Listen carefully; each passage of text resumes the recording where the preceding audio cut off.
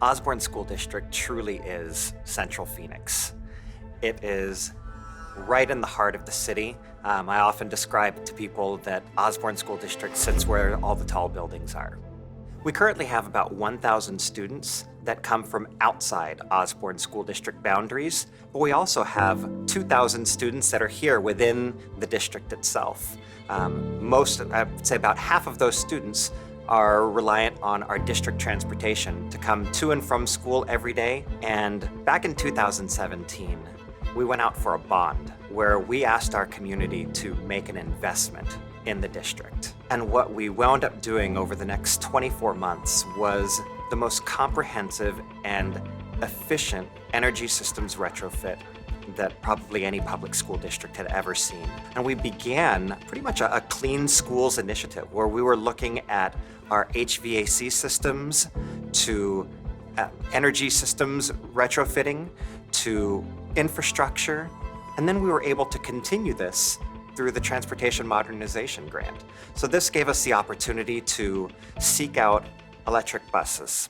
When Dr. Robert says, "What is your vision?" I said, well, we talked about a shade structure. We talked about the tracking of the buses and the kids and how to notify parents when a bus is coming or their kid got home or when they've left. All this stuff is encumbered together. And then when you came back and says, "Hey, we're doing this grant," I thought, well, good luck. That'd be amazing. So we applied for the Arizona Transportation Modernization Grant, and we were awarded that at the full amount of $2 million, which was super exciting. But essentially, Osborn's going green. So the A for Arizona Transportation Modernization Grant for us meant the opportunity to include some electric buses in our transportation fleet.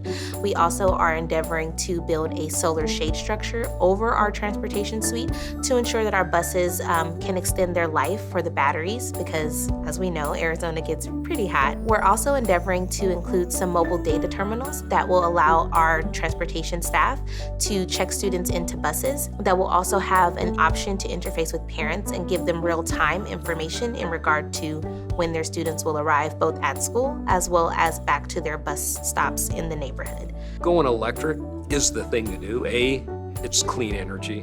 We're going to save a ton of money on so many of the maintenance pieces of that. B, you can let the air run while we're loading and unloading. The kids are already hot and sweaty, so when they get on that bus, we have to dehumidify them before we can cool them and get them into those seats. We've already got half the battle beat because the bus is already conditioned. So it's going to be an amazing opportunity. And I think the kids, because the environment, A, doesn't smell, it's more comfortable, they're going to enjoy the ride to school. So it's an amazing opportunity. As a board president, I am mindful of the sort of the logistical and financial impact that this has.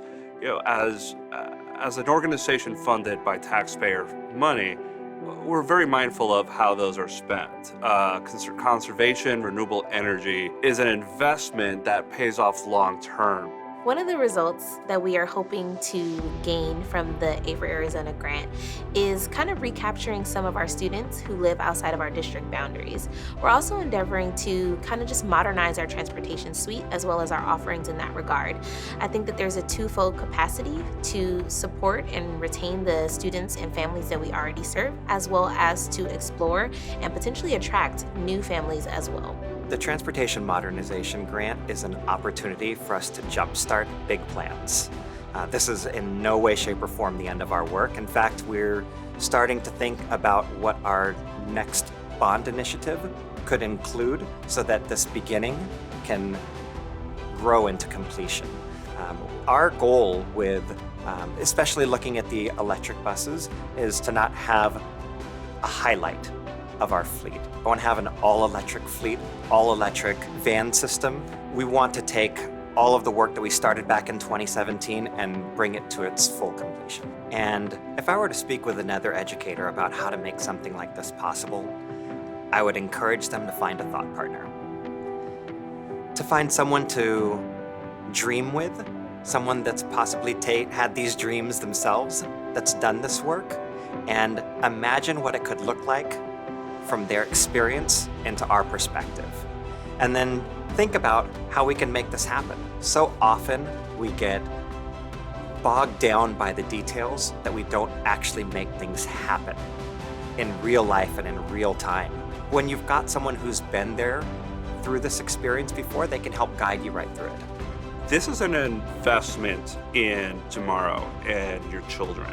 We live in an interconnected world, and the small steps and actions we take in this district and your district matter. When we all come together, we can affect change and significant change. So I would encourage anyone that's interested to explore this opportunity. It's good for you, it's good for the district, and it's good for the state of Arizona.